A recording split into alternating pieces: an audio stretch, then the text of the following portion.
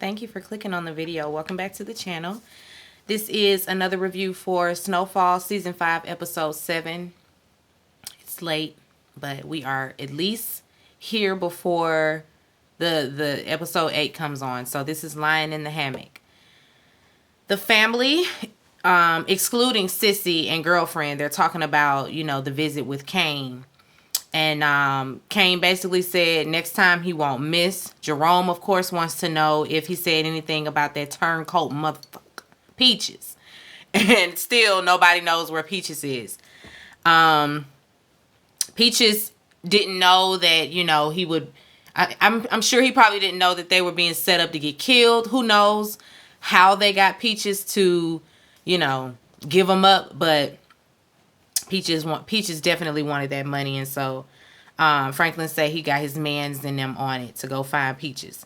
Louis wants to know how they gonna hit back at Kane, and Leon is like, we're not gonna hit back at Kane. It'll only start a war. He's the OG. He got people everywhere, and aside from that, Leon is he has, Kane got a special place in his heart. I mean, not Kane. Leon got a special place in his heart for Kane, because Kane practically raised he and Franklin out there in the streets, taught him everything that they know, and so he don't want to, come back like that. Of course, Jerome, he don't care nothing about that. He want the smoke. He said, "Oh, y'all niggas can kumbaya. I'm finna go out here and find Peaches, and when I'm done with Peaches, I'm gonna go on and put a bullet in that nigga too." Of course, Leon, he's for the revolution, and he's starting to get very woke, and so this is sounding too much like it's finna be some more black on black crime, some more gunning each other down in the street, and he's like, listen, it's bigger than you and I.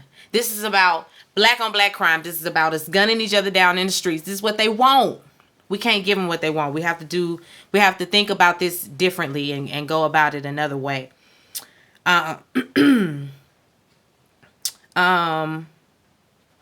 Franklin, he's standing over there quiet, but he's in agreement, He say, let Leon handle it. If Leon says that he can handle it and he can talk to him and make a deal with him and all of that, then y'all let him do that. And we just gonna back out. Like I said, Jerome is on his way to go find Peaches, and then after that he going for Kane. Teddy Reed, he's getting his things, about to leave the crazy lady's house. Gustavo gets there to pick him up. She's trying to warn Teddy Reed, that you're not ready to get back out there. You're still bleeding. your wound is not healed like at all for you to be up on your feet. You got your medication, all of that. Like, it's probably best that you, bed rest. Do the whole bed rest thing as opposed to getting up and trying to get back out there in these streets and do your CIA business. He ain't trying to hear that, though. He gives her a bag of money.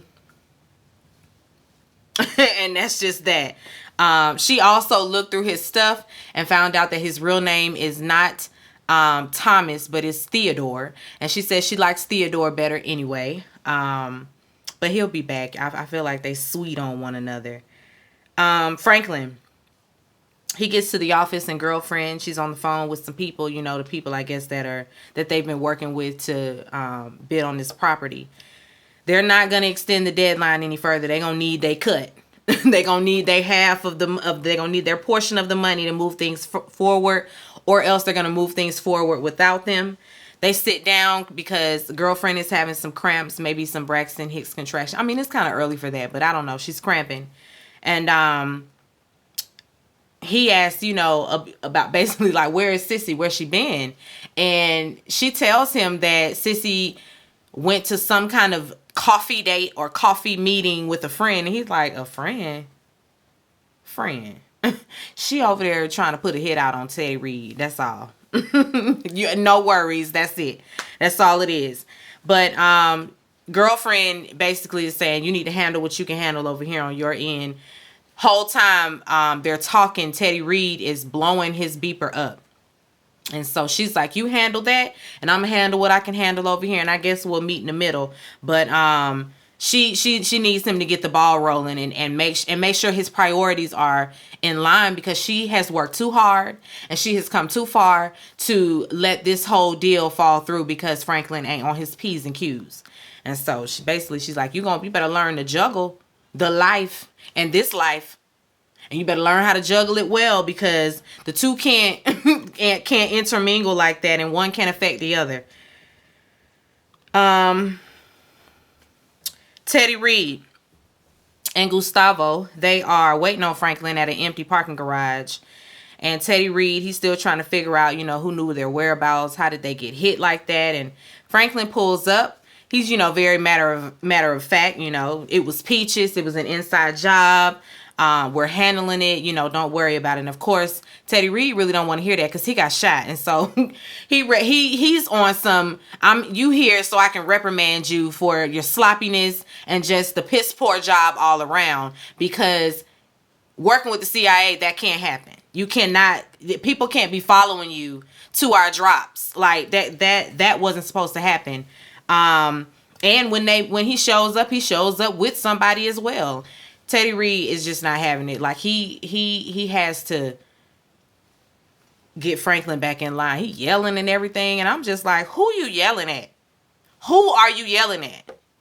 Franklin stands there and takes takes every bit of it. Don't have nothing to say.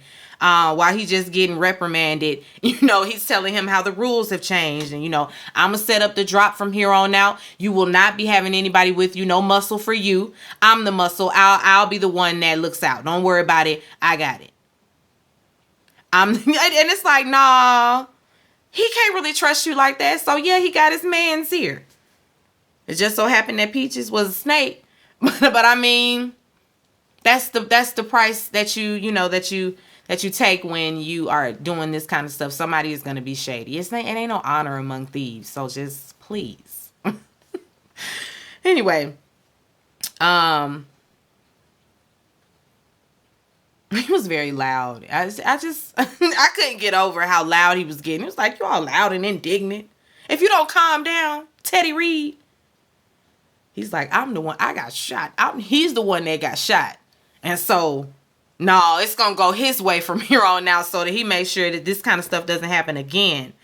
And he tells him no more of them high profile deals either. No more of that, no more of that real estate business. He don't like that. It's too high profile. Too many eyes on him.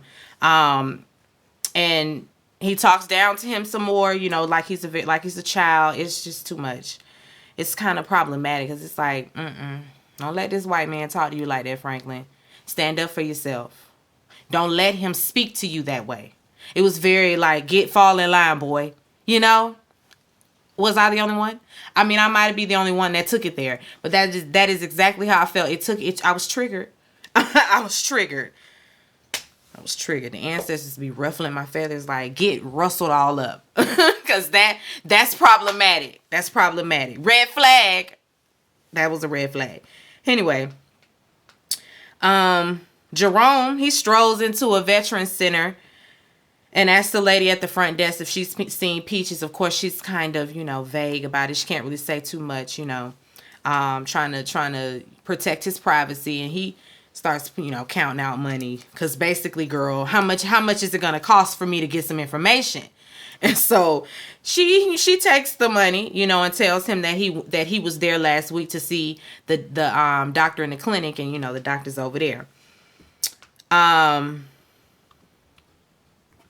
He goes to see Dr. Evans, and of course Dr. Evans tries to turn him away at first, but then notices that that Jerome has injuries to his hand, when he was punching the man. And so he tells them to come on in. He's like, did you hit a wall or somebody's face? And Jerome is honest. Somebody's face. The doctor, cleans them all up. He fractured a couple of bones in his hand. And so the only thing he can really do for him is give him a splint. The doctor really can't remember Peaches, but he also suggests that Jerome go and do the free counseling at the clinic, because I don't know if Jerome is a veteran or not, but he assumed that he was, and I don't think that Jerome is. I don't think that he is, but this whole entire episode, Jerome was kind of having that He was at that crossroads, you know, where dude, like, what am I doing here? Like, what am I doing? And so he had a lot of moments where he was just in deep thought. On his way out, this white boy comes out of nowhere, and he calls his name from behind. He says that they met at a party. They met through Peaches, and he's like, I saw Peaches just last week. I can take you to him. I think I know where he might be, but just give me like 30 minutes because I got to go do this counseling session, and then I'm going to take you right to him. And if I was thinking, I don't trust him. Jerome also had the puzzled look on his face, but he went on in there with him to wait with him. Leon goes and meets with Kane. And Leon is very peaceful, you know. He comes in peace. He's apologizing. He apologizes about Kevin. You know, listen, my bad. They was just trying to get some information out of him and shot him.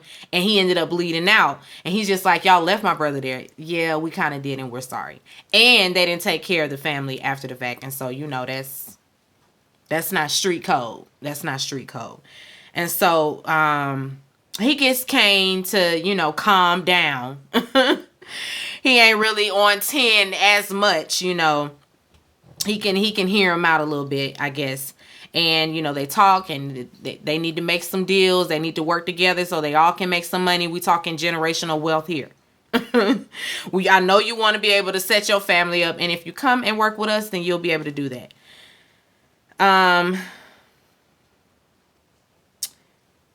Jerome, he is listening to the counseling session, and the man is in there is talking about his PTSD. And Jerome, like I said, he had a lot of moments where he was just, you know, listening intently and more thinking than anything. His wheels were turning.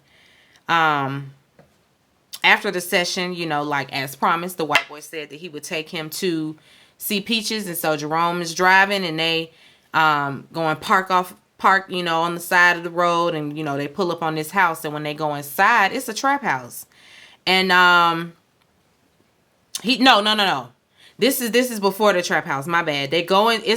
They're at this house, and he tells Jerome that he needs some smack. And so he basically done had Jerome take him to the plug house so he can get some drugs. And Jerome gives him the cash to go and get his drugs and all of that. And they're at the house, and he said the guy gets his smack straight from Asia. So he in there getting his drugs, and Jerome is just outside in the courtyard thinking about his life. Because what are you doing? What are you doing? Franklin, he's at the office. And Sissy gets back from running errands. She says that she was out getting her rent money. And Franklin, of course, is like, you don't need to be out there doing that. You know, you need security if you are going to be doing stuff like that. Sissy says she ain't worried. She asked about girlfriend and if she took care of the bank and stuff. Franklin wants to know what was said to girlfriend because now she acting crazy. Well, not crazy, but, you know, now she acting brand new. She don't want to be his girlfriend no more. You know, nah, she just want to be at work, and that's it. She don't want to see him past work. And he want to know what you said to her to make her like that. You know, to make her want to distance herself like this. And Sissy, like, I told her the truth. Sure did. Franklin kind of snaps on her like, worry less about me and my girlfriend and what we got going on. And worry about filing some papers, stapling some stuff, sending some documents. Do that. Do something around here. And worry less about my girlfriend, okay? And she just gets up and walks away, you know, because that was offensive. I think Franklin has some misplaced anger because the way he went off on his mama, it was like, you ain't have none of that for Teddy Reed. Teddy Reed was laying in your ass and you ain't have nothing for him. Nothing. You didn't have no words till you walked away and you wanted to say a little something under your breath. Then you want to get up here with your mama and talk to her like she ain't your mama. Nah, Franklin, we not doing that. Anyway, Jerome is outside. He, like I said, at them people's house, you know, soaking in the scenery, you know, thinking. And it's obvious that he's having an awakening. It's obvious he is waking up because he too old for all of this bullshit. I think that's what he's starting to realize. Louie, she meets with Detective Bo, the cokehead, and she gives him the name and address of the person who shot at them. And, she's like, he's only been out of prison for 2 months. Bo wants to know what she's asking, and she's like, and he's like, well, no. He tells her, like, that's a big job. That's a big job. Like, are you sure? It's kind of expensive for you, even you, pretty girl. And she's like, listen, stop being cute and just give me a number. Give me a number. And he says $250K. And she's like, $250 is a hand job. I'm like, what? People get $250 just for giving a hand job. Listen, the prostitutes is making a living, okay? She says 50 now and 50 later. 50 when it's done. And he's like, 100 and we gonna go on a real date. And she's like, nah, 75 and no. We're not doing that either. And she says it's $100,000 to kill somebody. Like, he just got out of jail. It really don't matter. The police would have gunned him down eventually anyway. She says, you ain't the only cop that got his hands, that has their hands out. So, like, do you want the job or not? And, of course, Detective Bo Coke head Buckley he gonna set it up for her. He gonna, see what he can do, talk to some people.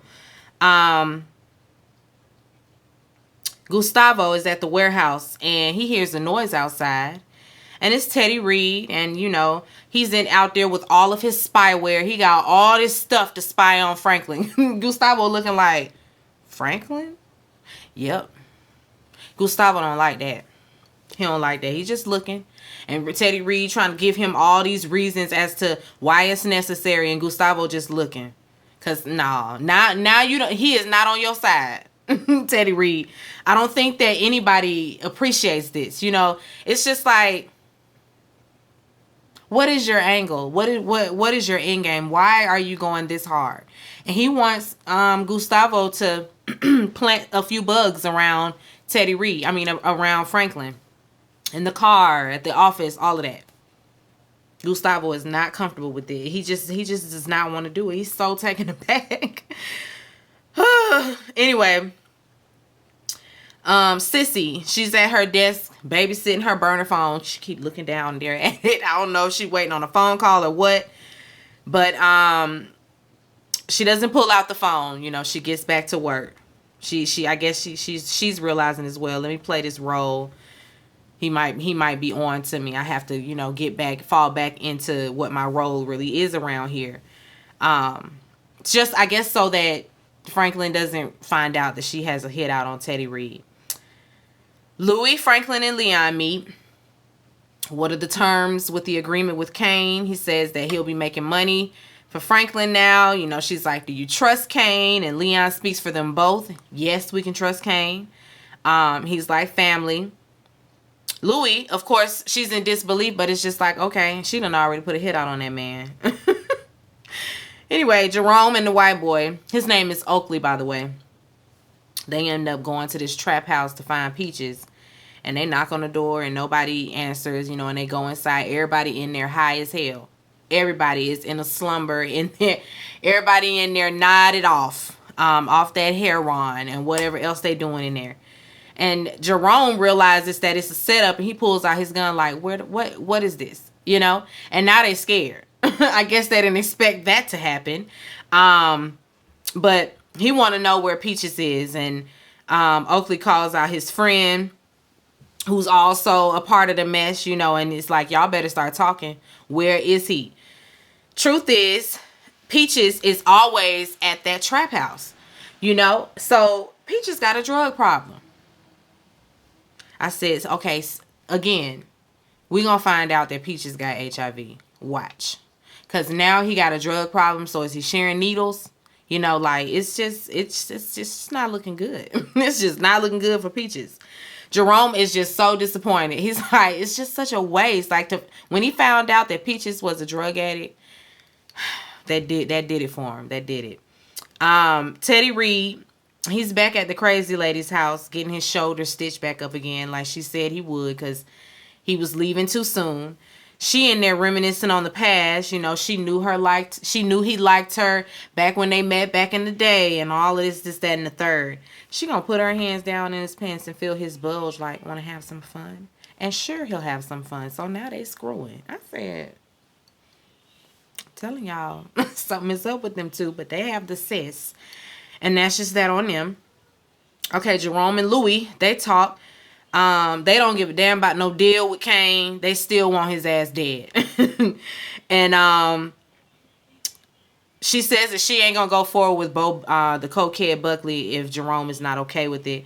And Jerome tells her, do what you gonna do. I support you. I got you. I protect you.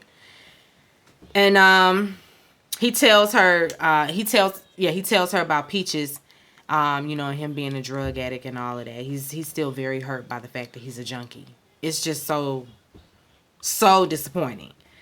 Jerome, he tells Louis that it's time for a change. You know, he's been thinking. He wants to follow his dreams. He had goals before all of this. And he gets on one knee and pulls out a ring and proposes. And she says yes. And so they getting married. Girlfriend and Franklin are at the house. The deal looks like it's going to happen after all for them. And she apologizes about being a little abrasive before with their conversation. She got questions about the deal with Kane and all of that. She's leery of him just, you know, rolling over and accepting deals like this, just trusting Kane. But it is what it is, you know. Franklin is looking... Franklin... I don't know what it is. Franklin always has this look on his face like he don't trust somebody. And it's always these girlfriends. These girlfriends always saying stuff and that has him like... I don't know about you. Me either, Franklin. I don't know about it either. I don't know. We'll know. We're going to see, though. We're going to see what happens. Teddy Reed. He's meeting with this guy. I don't know who this guy is, but they're talking about transferring funds into another account. I don't know. Like, it's like, is he trying to steal from Frank? I don't know if he's trying to steal the money that is in the offshore accounts and take them from him. I don't know what Teddy Reed got up his sleeve, but it's something shady. It's something shady. Louis meets with Detective Bo, the cokehead Buckley. They're at the bar, and he said he got something for her. He got a few people on the job that can get the ball rolling, and he asked, you know, of course, listen, are you sure? Are you sure you want to do this? She's sure. She's sure. Oh, he can see that she's wearing a new ring as well. He congratulates her. He tries to give her some marital advice, and he been married a few times, but of course she ain't listening to him. Let's get down to the business. He wants her to be sure that she knows what she's asking, and because once he pulls the trigger on this, there's really no turning back. And she thinks for a second, and she's just like, do it. Go for it. Do it. Y'all, and then all of a sudden the song, I'm thinking, I don't know why I was thinking we was about to be listening to Missy Elliott, and this is taking place in the 80s, and so the times just don't add up. But I didn't know that there was an original version of I Can't Stand the Rain, so when it came on, that doom doom doom boop boop doom doom doom boop boop, I was like, yeah, I can't stand the rain. Come on. Against my window, I can't stand the rain. It wasn't Missy. It was the original, but the original was slapping too. The original slaps just like Missy's version. I still prefer Missy's version, you know, because that's my generation. So of course. Anyway, Jerome pulls up to this house and Peach is outside lifting weights. So that's where we end out with Jerome, you know, walking up on Peaches. And so here it is. We about to get the confrontation that we've been waiting for between Jerome and Peaches better explain himself. That was good. I got 2 more reviews to do, so let me get off here. Be sure to rate, comment, and subscribe to the channel. It's Call Me Busby, and I'll chat with you later. Peace and light.